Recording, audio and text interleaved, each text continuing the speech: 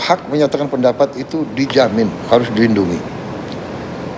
Hak berkumpul dijamin, harus dengan damai, dengan tidak bawa senjata, tidak bawa petasan api yang bisa menimbulkan panik rakyat. Karena petasan api bisa, dan saya dapat laporan ya, banyak yang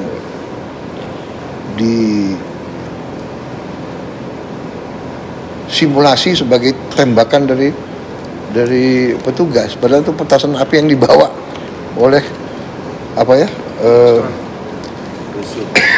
anasir-anasir perusuh.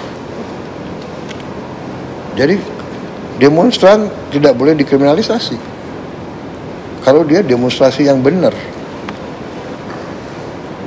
Dan saya percaya nanti petugas akan memilah siapa yang istilahnya dibawa-bawa, siapa yang terbawa, siapa yang...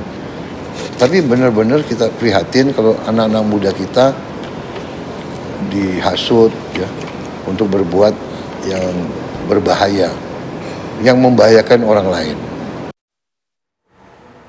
Kita lanjutkan perbincangan kami, pemirsa. Mas Stanislaus, tadi kita juga sempat menyatakan ataupun bertanya kepada Anda tentang media sosial yang sering digunakan untuk menggerakkan massa dalam hal ini aksi demonstrasi. Apakah itu bisa ditelusuri? Siapakah di balik itu? Ya, Polri punya instrumen yang sudah canggih saya kira. Jadi dalam suatu kasus seperti ini ada dua hal yang bisa ditelusuri. Satu, pola komunikasinya. Siapa yang memberikan perintah? Apakah komunikasi itu lewat media sosial atau langsung secara verbal? Jadi telusuri siapa aktornya. Kemudian cek juga transaksi keuangannya. Ketika orang ini sudah ketangkap misalnya memberi perintah, cek saja keuangan dia dari siapa. Misalnya dia mendapatkan perintah dan transfer dari orang tertentu, kemudian dilacak pakai metode follow the money, ikuti uangnya dari mana. Saya kira dua metode itu bisa dilakukan oleh Polri dan pasti sudah ke sana, bisa meminta bantuan PPATK juga untuk mengetahui siapa aktor puncaknya ini. Walaupun kadang ujung-ujungnya nggak tersentuh, hanya aktor-aktor di level tertentu yang tersentuh, tapi minimal ada efek jerak. Ini kan mereka merusak negara. Saya setuju dengan pernyataan Pak Presiden bahwa demonstrasi itu boleh dijamin undang-undang, tetapi yang merusak, yang menjarah, yang membakar itu bukan demonstrasi, bukan unjuk rasa. Mereka misalnya dalam konsep intelijen itu mereka punya niat jahat, intensi. Nah, orang yang punya niat jahat ini adalah ancaman, maka bisa dilakukan proses penegakan hukum. Saya kira pasti Polri sudah mengarah ke sana untuk melakukan penyidikan dan penyelidikan ini. Dari pihak kepolisian pun juga saat ini juga telah menelusuri dari media sosial.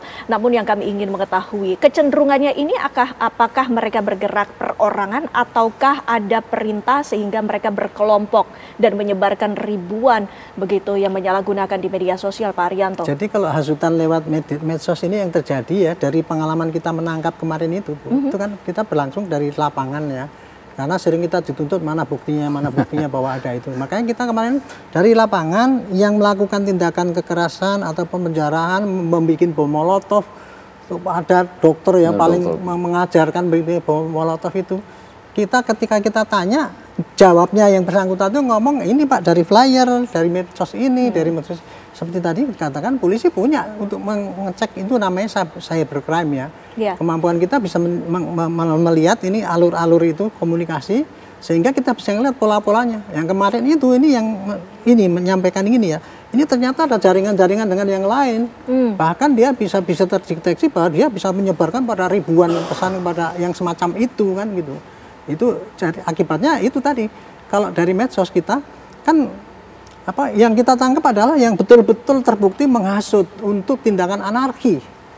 Tadi Pak Presiden mengatakan ya kalau demo kan boleh damai, tapi anarki nggak boleh. Ini yang kita cuman ya sampai sekarang kita terus didera dengan narasi-narasi yang dianukan bahwa kita tuh tindakan eksesif, memberangus demokrasi. Itu yang terjadi. Makanya saya kalau menindaklanjuti Pak Prabowo tadi kan, itu tidak cukup hanya himbauan.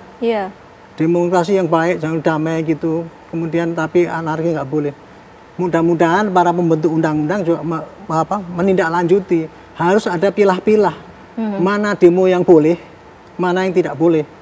Mana yang demo, mana yang kejahatan. Itu bagaimana sesungguhnya untuk menyampaikan kepada publik ini yang menjadi PR Pak Trubus agar tidak ada lagi kesalahpahaman. Karena ini selalu saja ada kesalahpahaman. Iya, kalau dalam konteks bijak produksi adalah sebenarnya bagaimana ketika komunikasi itu pesan-pesannya itu sampai secara utuh kan. Yeah. Tetapi tentu konteksnya ketika ini sebuah aspirasi, ya, aspirasi itu kan sebenarnya awal mulanya selalu didiskusikan dulu. Mesti mereka omong-omong, bincang-bincang dulu lah gitu. Nggak mungkin tiba-tiba saya punya aspirasi begini, nggak mungkin. Tapi ini suatu pola di mana kemudian ada semacam ya musyawarah mufakat gitulah untuk menyampaikan aspirasinya ini. Nah, kalau kita lihat aspirasi yang sudah dituangkan dalam 8+17 itu kan semua mengarah kepada hal-hal yang sesungguhnya dirasakan oleh masyarakat pada umumnya. Jadi berangkat dari bukti-bukti empiris itu. Tapi gitu Pak Trubus, kita ketahui bersama bahwa yang ingin menuntut tuntutan rakyat tersebut tidak merupakan aksi demonstran yang bersifat anarkistis. Mereka adalah murni. Ini perlu dibedakan sepertinya. Iya, kalau pengertian murni ini kan harus ada satu penjelasan yang detail, Mbak. Karena apa? Karena bagaimana untuk membedakan yang murni dan tidak murni kan? Tentu ini satu proses hukum. Karena proses hukum nanti dari mereka-mereka yang ditangkap atau kalau yang kasus kemarin itu mereka yang ditangkap ini dari situ kita akan ketahuan sebenarnya ini aspirasinya murni, ini tidak. Kan gitu. Tetapi kalau sudah merupakan satu bentuk perilaku demokrasi yang sifatnya masif seperti kemarin di berbagai titik serentak, itu memang untuk membedakannya tak mudah, Mbak, karena sifatnya kemudian sudah sifatnya cair. Mereka sudah memahami yang penting adalah aspirasi saya didengar, karena masyarakat kita juga berpikir begini, kalau saya nggak membuat sesuatu yang seru, itu nggak didengar gitu, itu mereka nggak kita bikin bakar-bakar.